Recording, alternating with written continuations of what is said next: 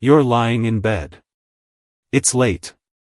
Your phone is somewhere out of reach, which means you've already accepted that nothing good is going to happen between now and sleep. Outside, a car drives past. You hear it, but you don't think about it. That's how it always starts.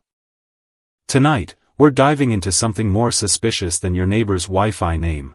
The night 5 teenagers climbed into a car at 11:47 p.m. and effectively disappeared from the timeline, leaving behind only questions wrapped in questions, and a small town that spent 45 years pretending it was okay with never knowing the answer.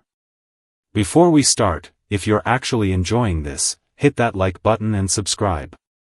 Tell us where you're watching from. We check. We read them. We judge you silently for it, but in a loving way. Now dim the lights. Get comfortable. Maybe turn on a fan, because nothing bad ever happens when a fan is running. Maybe. Here's what we're wondering tonight: why do small towns always have the weirdest mysteries? What do teenagers do when they decide they're done being teenagers? And most importantly, why does every mystery involving a missing car always end with someone finding it in a place that definitely existed in the timeline, but nobody remembers visiting? Congratulations! You've just woken up in the middle of a cold case that refuses to stay cold. Let's talk about what happens when 5 kids, 1 Buick LeSabre, and an entire town's capacity for denial collide on a prom night in 1979. It's May 15, 1979. You're in Riverside, a town that exists on the border between somewhere and nowhere, where the most exciting thing to happen all year was usually someone's prize pumpkin at the county fair. The high school gym has been decorated for exactly 3 weeks with crepe paper and optimism. The prom is happening tonight. 5 teenagers, none of whom are going to describe this evening the same way afterward, if they describe it at all, have decided to carpool. Marcus Webb is driving. Marcus is the kind of quiet kid you don't notice until you realize everyone else is unconsciously looking at him. He's got your father's haircut and your mother's eyes. He works at the Albertsons after school, which means he has access to the good coffee and the kind of knowledge about people's eating habits that would make a psychologist nervous. Diane Holloway is in the passenger seat, and she's exactly the type of girl who knows things. Her mother's a librarian. Her father's a lawyer. She reads case files for fun and has already decided that high school is beneath her.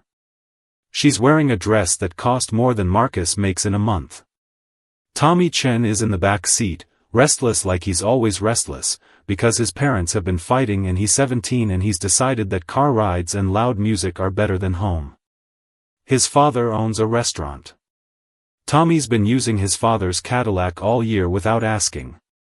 Tonight, he's in someone else's car, which either means he's learned his lesson or he's forgotten it entirely. Sarah Winters comes from a house that looks like a magazine.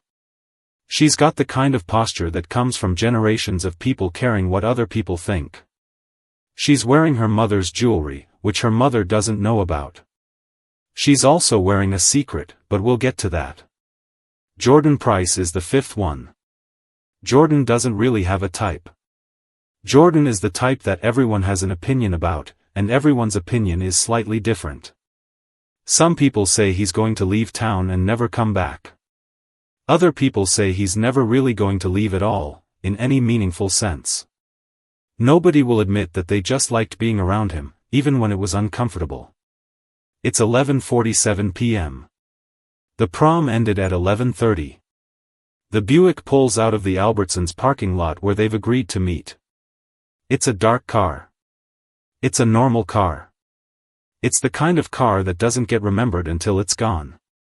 The last person to see them is Linda, who works the night shift at the Albertsons. She remembers Marcus waving. She remembers the car's taillights. She doesn't remember anything else, or at least, she's never mentioned remembering anything else, which is not quite the same thing. By midnight, the 5 teenagers have stopped existing in the town's consensus reality. By 7:30 a.m., when parents started calling to see why their kids hadn't come home, an entire town discovered that 5 people could simply decide to disappear, and everyone else would be fine with it, more or less. Here's where we have to talk about the 5 hours and 43 minutes where nobody has a useful story. Diane's mother called the police at 7:35 a.m. She was calm. She was organized. She had a list of places they might be.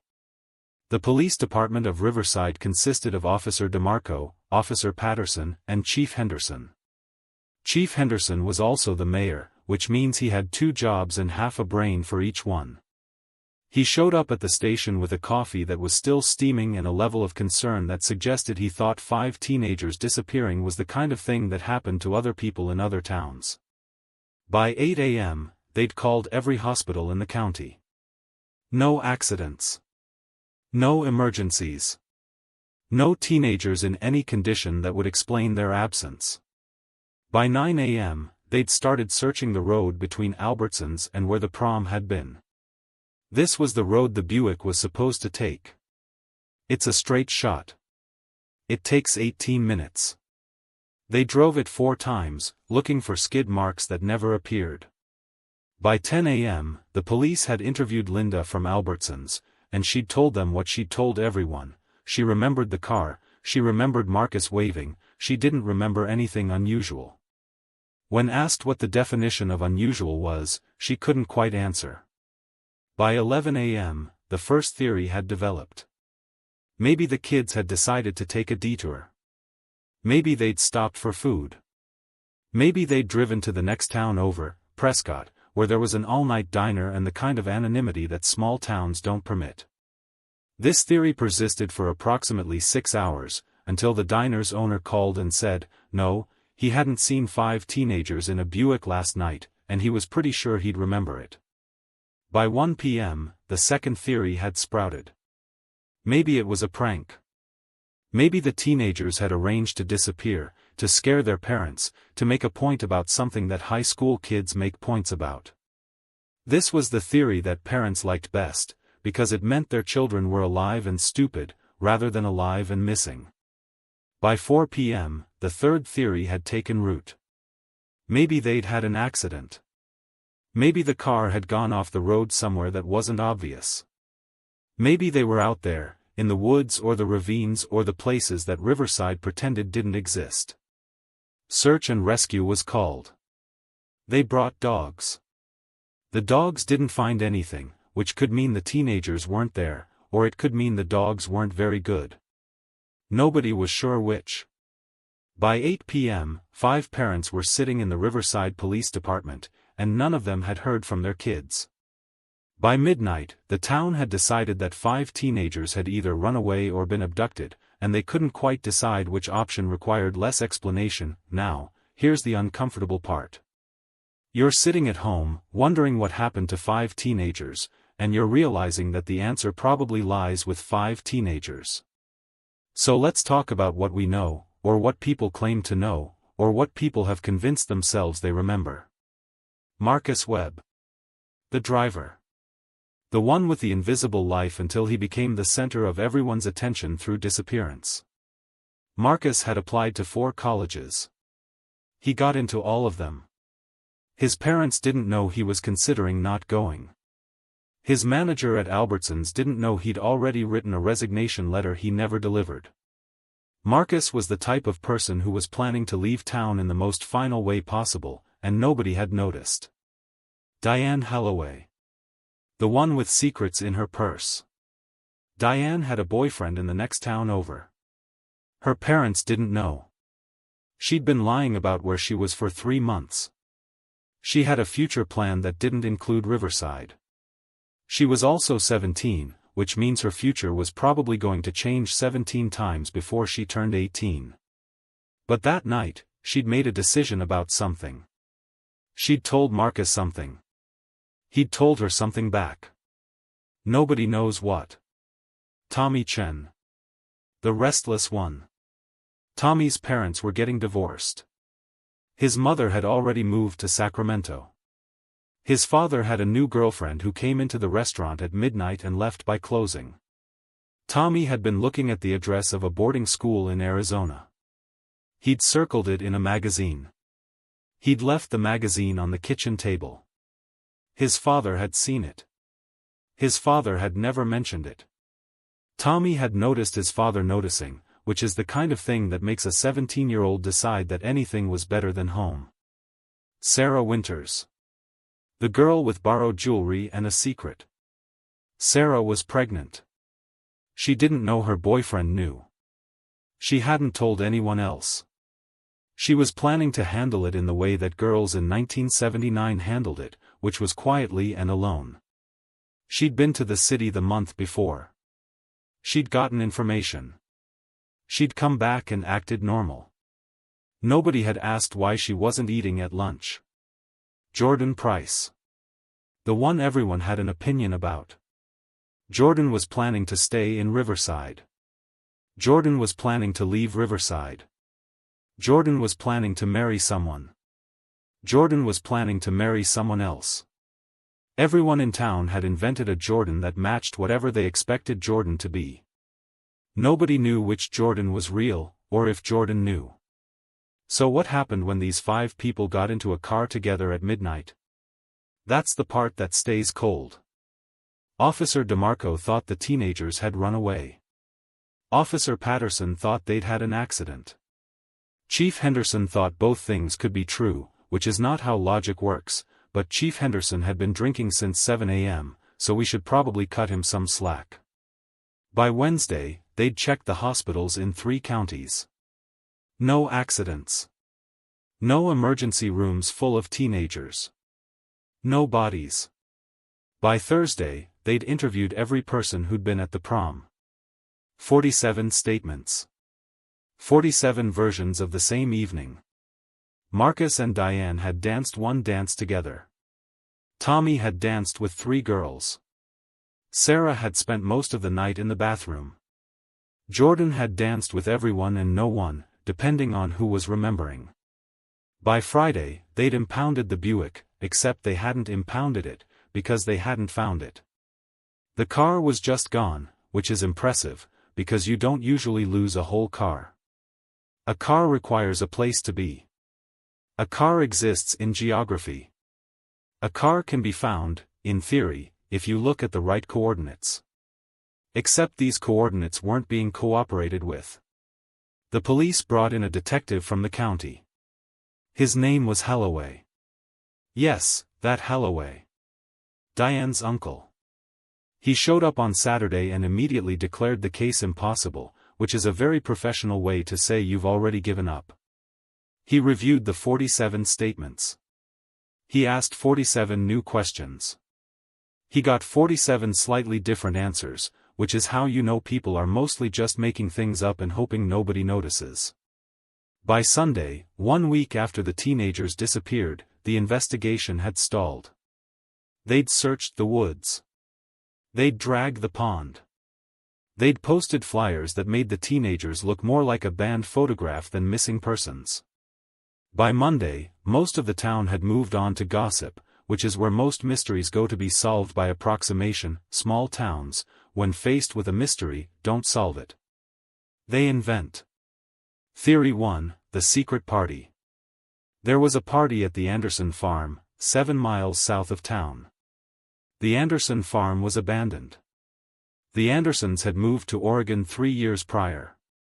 The farm had become the kind of place that teenagers knew about but adults pretended didn't exist. According to theory, the 5 teenagers had been heading to this party. Something had happened at this party. They'd either run away from this party or disappeared at this party. The problem with this theory was that nobody could prove the party existed, and when Officer Patterson finally visited the farm on a Tuesday afternoon, he found nothing but old furniture and field mice. Theory 2, the road trip. They'd run away. All 5 of them had decided that prom night was the perfect time to start their escape. They'd driven south toward Mexico or east toward the ocean or west toward California, depending on who was telling the story. They'd had it planned. They'd left their formal wear at a rest stop somewhere. They'd hitchhiked or they'd stolen money or they'd simply walked out of their old lives and never looked back. This was the theory parents liked best, because it meant their children had agency. It meant their children had planned something. It meant their children were alive. Theory 3, the supernatural. One person in town, let's call her Brenda because Brenda was her name, insisted that the car had driven into a place between times. Brenda collected old newspapers and read tarot cards in her spare bedroom. She'd seen the car's aura and it was violet, which according to Brenda meant that temporal displacement was imminent. Brenda was not invited to town functions, but Brenda kept showing up anyway, usually with a casserole and a theory. Most people didn't take Brenda seriously, but some people did, late at night, when they were alone with their questions. Theory 4, the abduction. This theory was popular with people who watched too much television. An outsider had been in town. He'd targeted the 5 teenagers. He'd convinced them to get into the car with him somehow. He'd driven them somewhere. This theory satisfied the human need for a villain, which is a powerful need. People prefer villainy to mystery, because villainy is explainable. Theory 5, the truth, hidden. This was the theory that the town never spoke of officially, but everyone understood anyway. Something had happened to the 5 teenagers that was so mundane, so ordinary, so embarrassingly explicable, that everyone had collectively decided to leave it unsolved. Maybe they'd had an accident that the police had hushed up. Maybe they'd run away and contacted their parents in secret. Maybe one of the 5 had betrayed the other 4, or 3 had betrayed 2, and everyone had agreed to a silence that lasted 45 years. By summer, the case was essentially cold. By fall, it was frozen. By 1980, people had started forgetting the teenagers' names. 15 years later, in 1994, someone decided to expand Highway 17. The construction company brought in bulldozers. The bulldozers started moving earth. On a Thursday in July, one of the earth-moving machines caught something. It was metallic. It was dark. It was a 1978 Buick LeSabre that had spent 15 years in a ravine, tangled in oak roots and overgrown with honeysuckle and the kind of quiet that dead cars develop. They towed it out. They opened the doors. Inside were 5 sets of clothing. The prom formal wear. Neatly folded. Arranged on the seats like a message written by someone who wanted to be misunderstood, or understood, but definitely not asked to explain themselves. No bodies. No bones. No remains that made forensic sense. No evidence of struggle. No blood. No signs of a crash that made physics sense. There was a cassette tape in the car's deck. A cassette that had deteriorated so completely that nobody could identify what album it was. There was a thermos of coffee that had long since become a geologic sample. There was a pair of shoes, one in the back seat, one under the driver's seat, arranged in a way that suggested an afterthought. The police, now with more resources and fewer excuses, reopened the case. They tested the car. They tested the clothing. They found nothing that explained anything. The car had been in the ravine. The car had been there for 15 years. The car had been there the entire time, which means everyone had been driving past a mystery without knowing it. In 1995, after conducting tests and finding nothing and interviewing people who'd aged 15 years and forgotten most of what they thought they knew, the case was closed again. Marcus, Diane, Tommy, Sarah, and Jordan were declared deceased, though deceased in a way that involved no bodies and no mechanism of death. They were declared dead in theory, dead in a way that allowed the town to move on while still maintaining the uncomfortable sensation that they weren't quite gone. 45 years have passed since that May night in 1979. Marcus would be 67 now. Diane would be 66. Tommy would be 64. Sarah would be 63. Jordan would be 65. If they'd gotten into that car and driven directly into adulthood, they'd be adults now, someone's parents, someone's co-workers, someone's disappointments. But they didn't. They got into a car. They disappeared. The car showed up 15 years later in a ravine with their formal wear and absolutely nothing else that made sense. People have theories still. Maybe they'd planned it all. Maybe they'd decided that 1979 wasn't good enough and they were going to find someplace better. Maybe they'd left the car and walked, and they're still walking, and they've aged and changed and become completely unrecognizable. Maybe they're working in restaurants and post offices and corporate buildings, and they've never gone back to Riverside because some plans, once set in motion, are impossible to stop.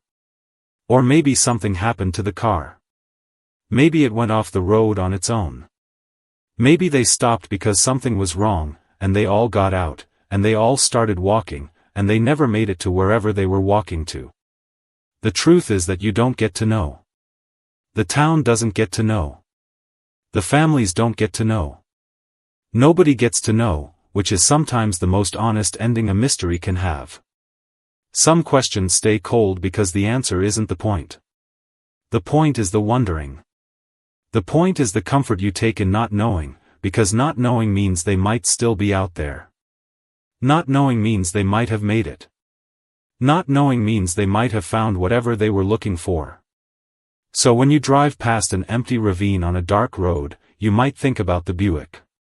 You might think about 5 teenagers and one prom night and a town that decided mystery was better than explanation. You might wonder what happened. And you might be grateful that you'll never know for sure, because knowing for sure would take away the possibility that they escaped. And so we end where we began, in the dark, with a mystery that refuses to resolve itself into something manageable. Tonight, as you settle into your warm bed, be grateful you're not sorting through evidence bags or interrogating the silence of a Buick that's been dead longer than some of us have been alive. Be grateful that your disappearances are voluntary. Be grateful that when you leave a place, you get to decide whether you're coming back. The 5 teenagers from Riverside never got to make that decision. Or maybe they did, and they're still out there, somewhere between the life they lived and the life they escaped to. Maybe Marcus is teaching history at a university in Vermont. Maybe Diane became a lawyer like her father, in a city where nobody knows her name. Maybe Tommy opened a restaurant in Portland. Maybe Sarah became someone's mother, and her children will never know their grandmother's secret. Maybe Jordan simply became invisible again, finally, after a lifetime of everyone watching. We'll never know.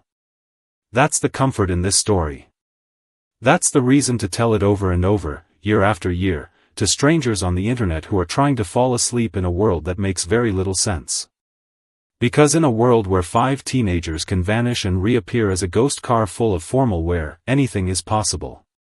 They might have made it. They might have escaped. They might have found the thing they were looking for, even if the rest of us never do. So close your eyes now. Let the fan run. Let the darkness settle around you like a blanket that someone folded very carefully, years ago, and left for you to find. Let yourself drift into the kind of sleep where you're not sure if you're remembering or dreaming, and in that space between, maybe you'll see 5 teenagers driving south on a dark road, finally going someplace worth going to. If you made it this far, if you're still listening, if this story found you at exactly the right moment in your evening, then like this video. Subscribe to this channel. Tell us where you're watching from. Tell us your own story about a mystery that stayed cold. Tell us about the things in your town that nobody talks about. Tell us about the questions you've stopped asking because the not knowing became more comfortable than the answer ever could have been. We're here. We're listening.